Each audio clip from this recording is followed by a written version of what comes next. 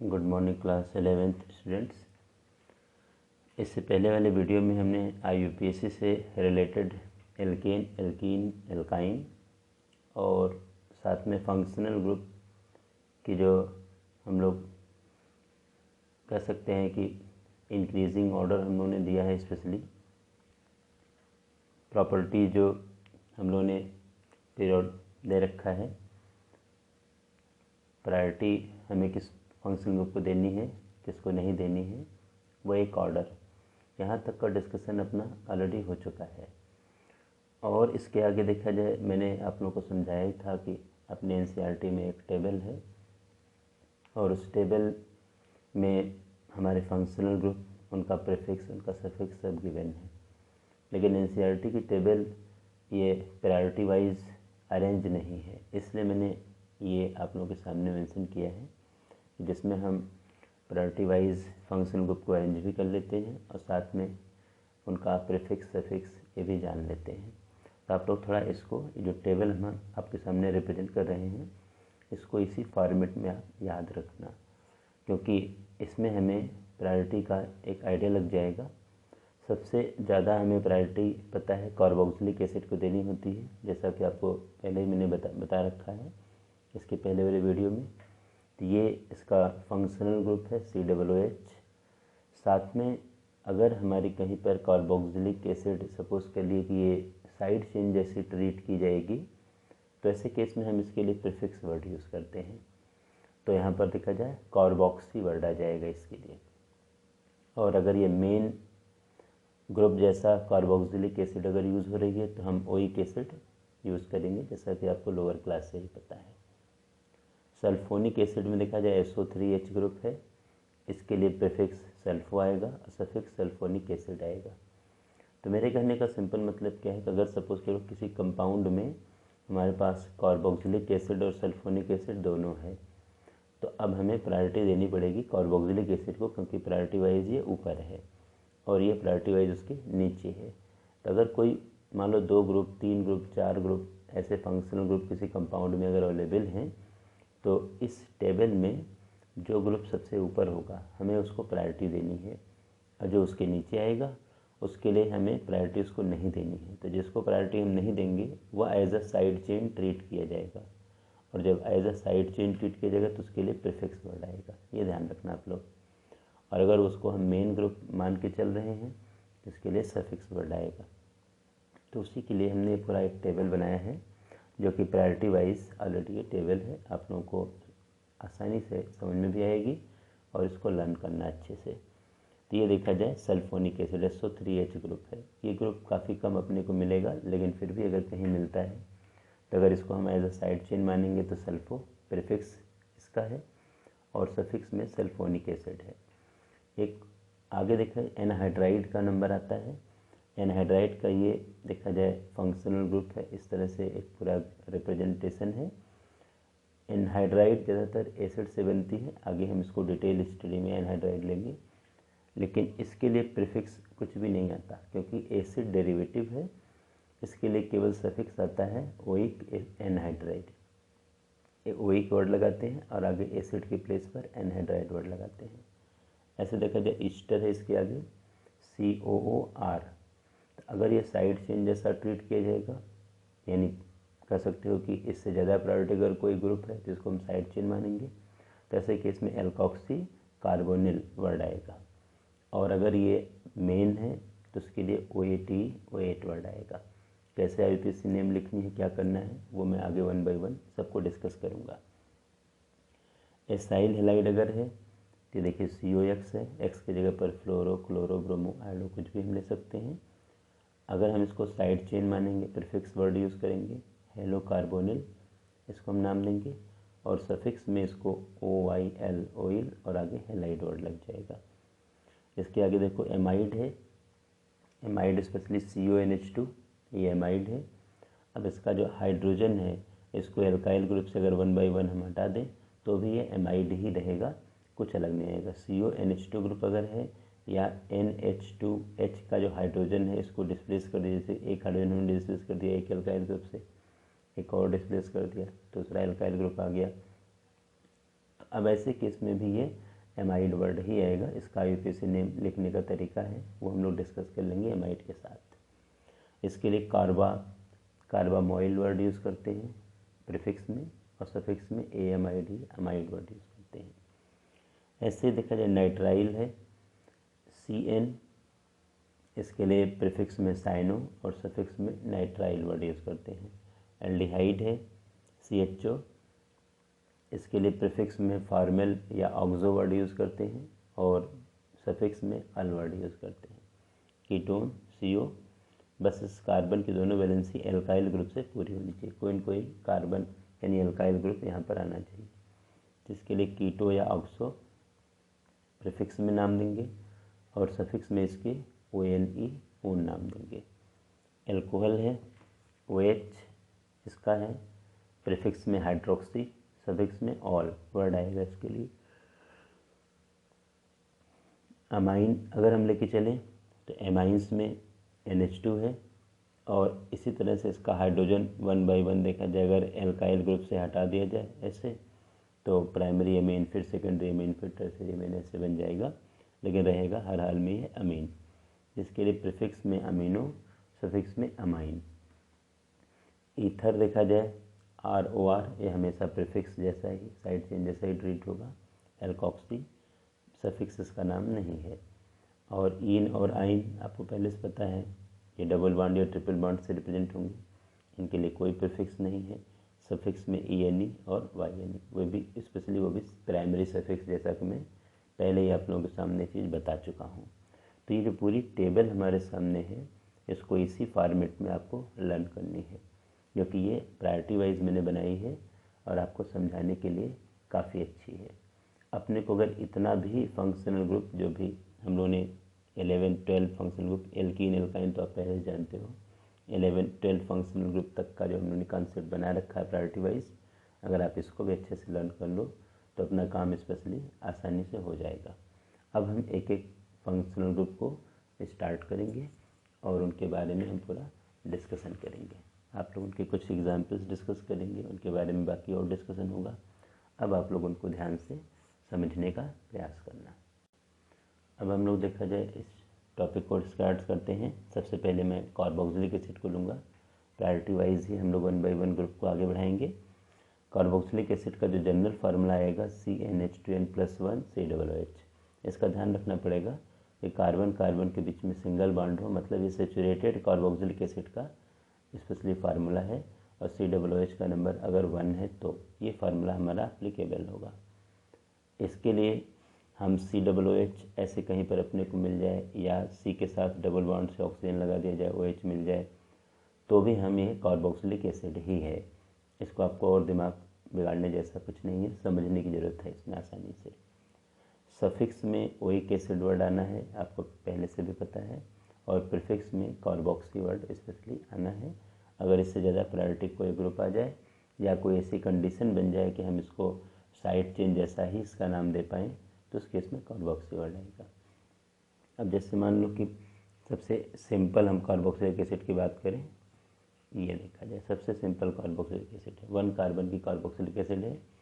तो आपको पता है कि अपने पास पेरेंट चेन केवल 1 कार्बन का है, तो 1 कार्बन के पेरेंट चेन के लिए 1 कार्बन के लिए हम लोग मेथ वर्ड यूज़ करते हैं, METH। सिंगल बॉन्ड होने के नाते AN। आप इस डबल बॉन्ड को कंसिडर मत करना है, ऑक्सीजन के साथ है, कार्बन कार्बन के बीच की सिंगल बॉन्ड की बात करते हैं, यहाँ कार्बन से दूसरा कोई कार्बन जुड़ा ही नहीं है, AN। और इसके लिए हमारा सफिक्स आता है ओइक एसिड। अगर हमारे किसी भी सफिक्स की शुरुआत AEIOU से होती है, यानी कह सकते हो कि ओवेल से होती है, तो ऐसे केस में हम लास्ट का E रिप्लेस करेंगे, ANE, तो लास्ट का E यहाँ से हट जाएगा और ये ओइक एसिड ऐड हो जाएगा, तो ओइक और आगे लग जाएगा एसिड। तो ये हमारा देखा जाए क्या नाम बन गया, मेथेनोइक एसिड। ऐसे ही और अगर हम कुछ कार्बन के नंबर को सपोज करो बढ़ा दें,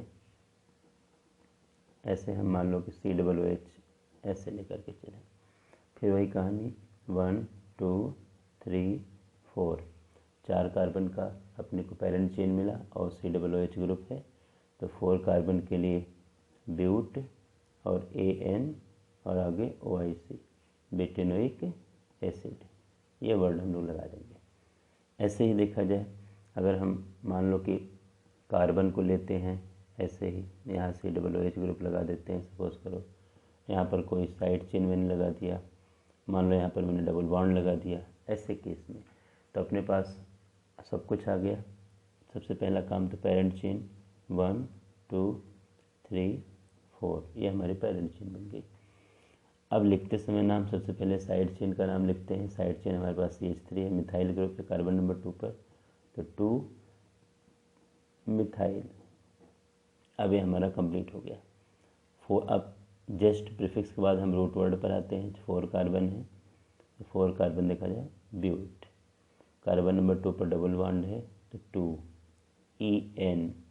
अब AN के प्लेस पर हमारा EN आ जाएगा क्योंकि डबल बॉन्ड आ गया। अगर ट्रिपल बॉन्ड कहीं आ जाएगा तो YN आ जाएगा, और इसमें सीधे ओइक एसिड, ये इसका IUPAC नेम हो जाएगा। अगर कहीं मान लो COOH का नंबर 1 से ज़्यादा है, जैसे देखा जाए एक ये चेन हम लेके चलें, सपोज करो एक COOH देखो मैंने यहाँ लगा दिया और एक COOH यहाँ लगा दिया, क्योंकि टर्मिनल पॉइंट पर ही लग सकता है। तो ऐसे केस में हमारा पहला काम हुई लॉन्गेस्ट चेन का सिलेक्शन और फंक्शनल ग्रुप को मिनिमम नंबर। तो जब इसको नंबर 1 ग्रुप दोगे तो इसको नंबर 4 पे जाना ही पड़ेगा। कोई भी साइड चेन हमने नहीं ले रखी है, तो ऐसे केस में प्रीफिक्स का काम तो हमारे पास कुछ है नहीं, सीधे रूट वर्ड पर आ जाओ। 5 कार्बन है, 5 कार्बन के लिए हम लोग पेंट,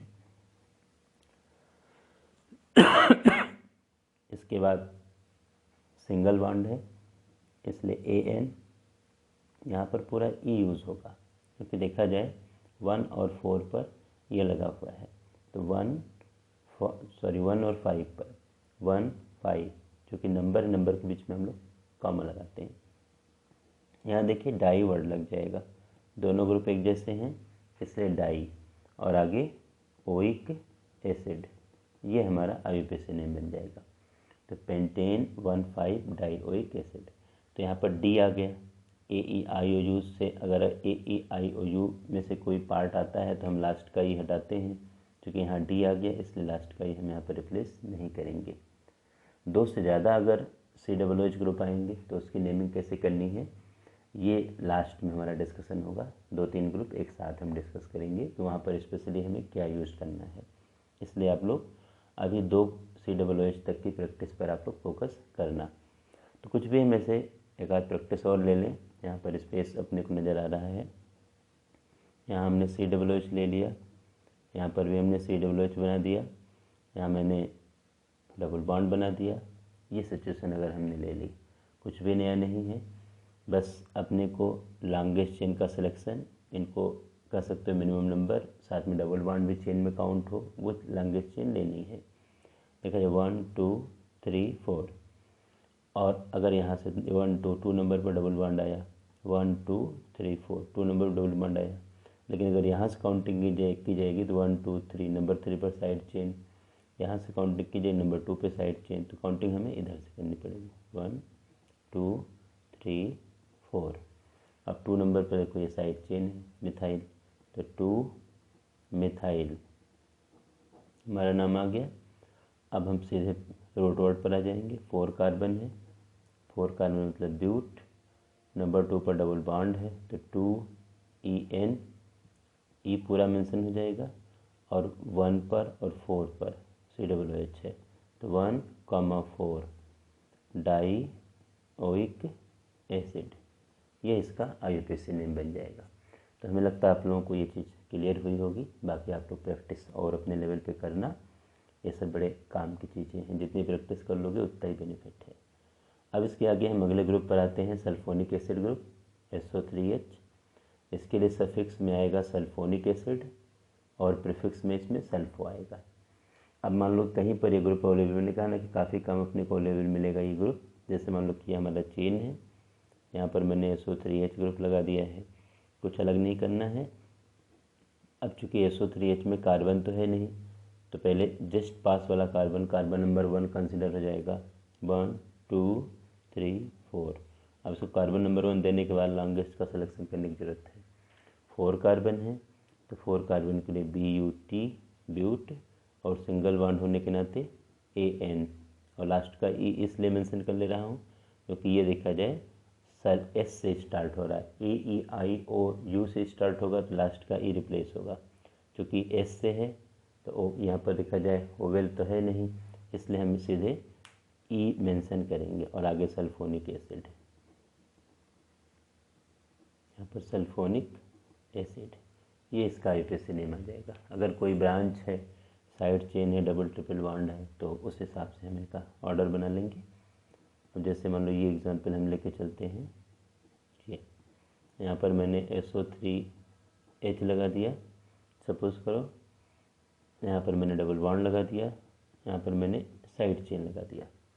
अब हमें पहला काम वही लॉन्गेस्ट चेन का सिलेक्शन और SO3H को मिनिमम नंबर और साथ में डबल बॉन्ड को मिनिमम नंबर।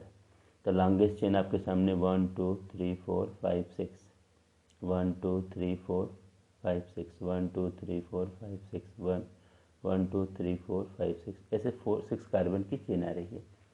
अब हमें डबल बॉन्ड को मिनिमम नंबर देना है, साथ में उससे पहले SO3H को मिनिमम नंबर देना है। अगर यहाँ से काउंटिंग करेंगे 1 2 3 4 नंबर 4 पर होगा, यहाँ से काउंटिंग करेंगे तो 1 2 3 नंबर 3 पर होगा, तो काउंटिंग यहाँ से होगी और डबल बॉन्ड को भी कम नंबर मिलेगा, इसलिए 1 2 3 4 5 6। पहले तो साइड चेन की काम पूरी की जाए। कार्बन नंबर 4 पर 2 कार्बन की साइड चेन है, तो 2 इथाइल, अब 2 इथाइल 4 कार्बन पर है इसलिए 4 इथाइल, 2 नहीं होगा। कार्बन नंबर 4 पर देखा जाए ये ग्रुप है, 4 इथाइल, साइड चेन हमारा हो गया कंप्लीट।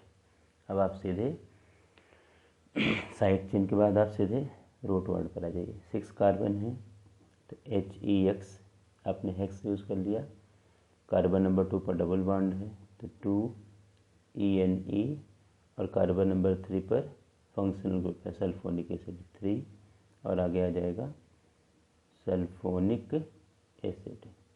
तो हमारे कहने का मतलब है 4 इथाइल हेक्स 2ENE क्योंकि डबल बॉन्ड है, और आगे 3 नंबर पर SO3H है, 3 सल्फोनिक एसिड। ऐसे हम IUPAC name specially sulphonic acid का लिखेंगे। अब इसके आगे देखा जाए हमें प्रायोरिटी वाइज एनहाइड्राइड को लेना होता है। एनहाइड्राइड को हम प्रायोरिटी वाइज लेते हैं। सबसे पहले ये ध्यान रखना एनहाइड्राइड एसिड से बनता है। तो जैसे एक एग्जांपल लिया जाए आपको समझाने के लिए, CH3COOH 2 मॉलिक्यूल हमें एसिड का लेना पड़ता है, ऐसे 2 मॉलिक्यूल, और इसमें से एक वाटर मॉलिक्यूल का लिबरेशन होता है। हमें कोई न कोई डिहाइड्रेटिंग एजेंट लेना पड़ता है। सबसे अच्छा हमारे सामने P2O5 है, इसको लेकर के हम हीट करते हैं। तो इस एसिड का देखा जाए OH पार्ट और इस एसिड का H पार्ट, किसी के ले सकते हैं, इसका OH या इसका H, या इसका OH इसका H, किसी का लेके H2O बना दीजिए। और हमारे सामने ये प्रोडक्ट आता है CH3, यहाँ पर देखो बच गया CO, और इसकी एक वैलेंसी देखो खाली है OH के जाने से। इस वाले प्लेस पर भी देखा जाए CH3CO और एक ऑक्सीजन और है, तो जो ऑक्सीजन है यही दोनों को लिंक कर देता है। तो ये पूरा का पूरा जो हमारे सामने स्ट्रक्चर आएगा, ये देखा जाए यही स्ट्रक्चर एनहाइड्राइड है। ये जो स्ट्रक्चर आप ऊपर वाले इससे मैच कर सकते हो, एनहाइड्राइड ग्रुप है।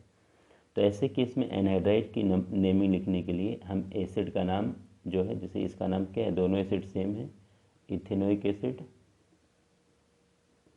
इथेनोइक एसिड, तो ये इथेनोइक एनहाइड्राइड हो जाएगा, ETHAN और OIC, इथेनोइक एनहाइड्राइड, इसका नाम हम लोग मेंशन कर देंगे। इथेनोइक एनहाइड्राइड मतलब जिस एसिड से एनहाइड्राइड बना है उसी एसिड का नाम लिखेंगे और आगे एसिड वर्ड ना लगा करके एनहाइड्राइड वर्ड लगा देंगे, जिससे हमारा एनहाइड्राइड का कॉन्सेप्ट कंप्लीट हो जाएगा।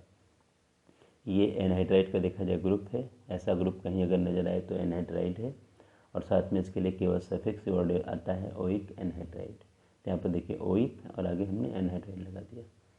अगर ये दोनों एसिड अलग अलग हैं, एक मान लो कि मैंने CH3CH2, सपोज करो CH2COOH मैंने ले लिया, 4 कार्बन की एसिड, 4 कार्बन की एसिड BUTAN और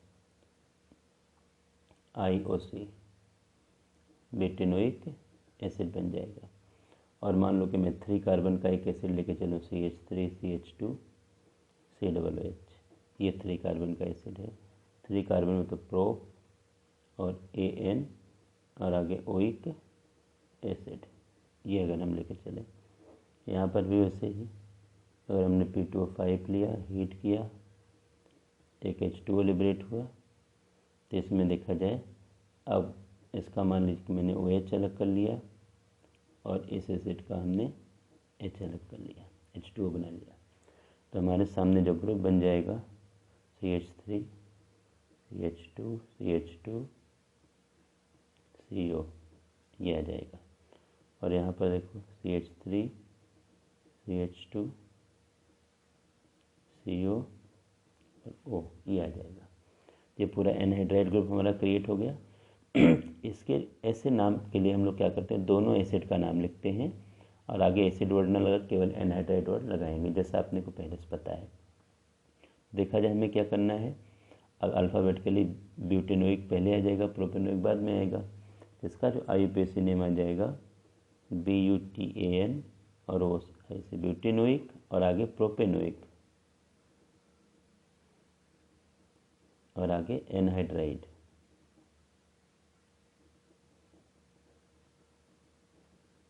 ये हमारा देखा जाए पूरा स्ट्रक्चर नेम बनेगा। तो अगर हमारा एनहाइड्राइड सेम कार्बन वाले एसिड से क्रिएट हो रहा है तो एक एसिड का नाम और आगे एनहाइड्राइड, इसका नाम बन जाएगा।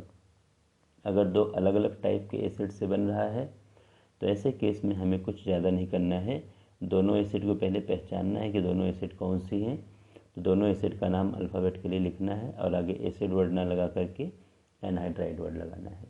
इतना अगर हम एनहाइड्राइड में कंप्लीट कर लें तो अपना काम आसानी से हो जाएगा, इजी गोइंग हो जाएगा, कोई दिक्कत नहीं आएगी। सबसे मेन बात देखा जाए यहाँ पर जो पहचानने का तरीका है कि हम लोग पहचानते कैसे हैं इसको।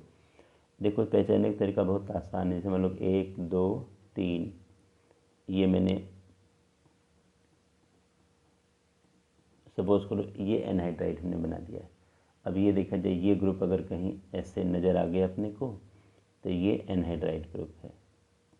अब अगर इस ऑक्सीजन के दोनों साइड के कार्बन को देखो ध्यान से, अगर ऑक्सीजन के दोनों साइड में सेम कार्बन है तो मतलब सेम एसिड से बना हुआ है। जैसे देखो यहाँ पर ऑक्सीजन के इधर देखो 2 कार्बन, इधर भी 2 कार्बन, लेकिन यहाँ पर ऑक्सीजन के इस साइड में 1 2 3 4 4 कार्बन आ रहे हैं, इधर देखो 1 2 3 3 कार्बन आ रहे हैं, तो ये अलग अलग एसिड से बना है। वही कहानी देखो यहाँ पर आएगी, इधर देखिए 2 कार्बन, इधर 3 कार्बन, 2 कार्बन की एसिड इथेनोइक होती है, 3 कार्बन की प्रोपेनोइक होती है। तो एनहाइड्राइड ये है, तो इसका अगर IUPAC नेम लिखना होगा तो ETHANOIC, इथेनोइक आपने अल्फ़ाबेट के लिए इसको पहले लिख दिया, फिर 3 कार्बन तो प्रोपेनोइक और आगे एनहाइड्राइड वर्ड लग जाएगा, ये आगे एनहाइड्राइड वर्ड लग गया। अब ये पूरा अपने एनहाइड्राइड की IUPAC नेमिंग का क्या ऑर्डर बनेगा, कैसे करना है, ये अपने समझ में आ जाना चाहिए और अपने को कर लेना चाहिए। हमें लगता है कि आपको ये चीज़ क्लियर हुई होगी। 3 फंक्शनल ग्रुप हम लोगों ने कंप्लीट किए हैं। अब थोड़ा एक आध फंक्शनल ग्रुप और कवर कर लेते हैं, फिर इसके आगे वाले वीडियो में बाकी कवर होंगे। आप थोड़ा इसको ध्यान से देखिएगा। ईस्टर की तरफ हम बढ़ेंगे। ईस्टर में सबसे बड़ी पहचान क्या है, COOR। अगर COOH आ जाता है तो एसिड हो जाता है वो, और यहाँ पर कार्बोक्सिलिक एसिड जो पीछे भी डिस्कस हो चुका है। और अगर COOR आ जाता है तो ये हमारा ईस्टर ग्रुप आ जाता है। इसके लिए सफिक्स OAT और प्रीफिक्स जो हम लेते हैं एल्कोक्सी कार्बोनिल, ये हम लोग कंसिडर करते हैं। अब जैसे मान लो ये ईस्टर है RCOOR, इस ऑक्सीजन के इस साइड वाले एल्काइल ग्रुप को देखा जाए, जो मैं हल्की से मैंने एक लाइन बना रखी है, इसको हम एल्काइल मान लेते हैं।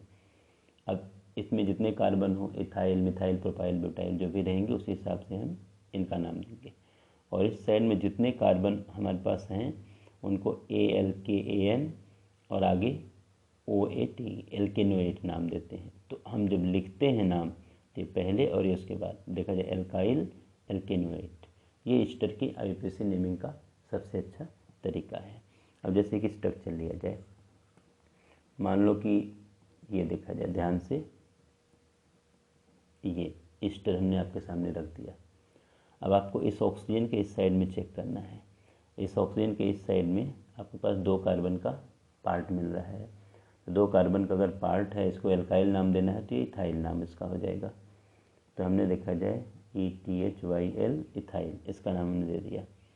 अब इधर हमारे पास 3 कार्बन आ रहे हैं, 1 2 3, और 3 कार्बन का एल्केनोएट पार्ट। तो अब यहाँ पर 3 कार्बन का क्या नाम होगा, 1 2 3, 3 कार्बन की जो रूट वर्ड आती है एथ मेथ प्रोप, तो PROP प्रोप, सिंगल बॉन्ड होने के नाते AN, और चूँकि ये स्टार्ट हुआ है O से तो लास्ट का ए यहाँ से हटाना पड़ेगा और सीधे OATE, OAT। अब ये पूरा इसका नाम देखो बन गया इथाइल प्रोपेनोएट। ऐसे ईस्टर की नेमिंग हमें करनी है, बहुत आसान है, आप लोग थोड़ा ध्यान से इसको समझना। ऐसे और आगे चलें, अगर हम मान लो कि ये वाला सबसे सिंपलेस्ट ईस्टर को लेके चलूँ, मान लो इस ईस्टर को लेके चलो, तो दिख रहा है कि ऑक्सीजन के इस साइड में 1 कार्बन का हमारे पास ये एल्काइल ग्रुप है और 1 कार्बन का एल्काइल ग्रुप होता है मिथाइल। तो हमने देखा जाए मिथाइल वर्ड लगा दिया, और इधर हमारे पास 1 कार्बन का देखो ईस्टर वाला पार्ट आ रहा है।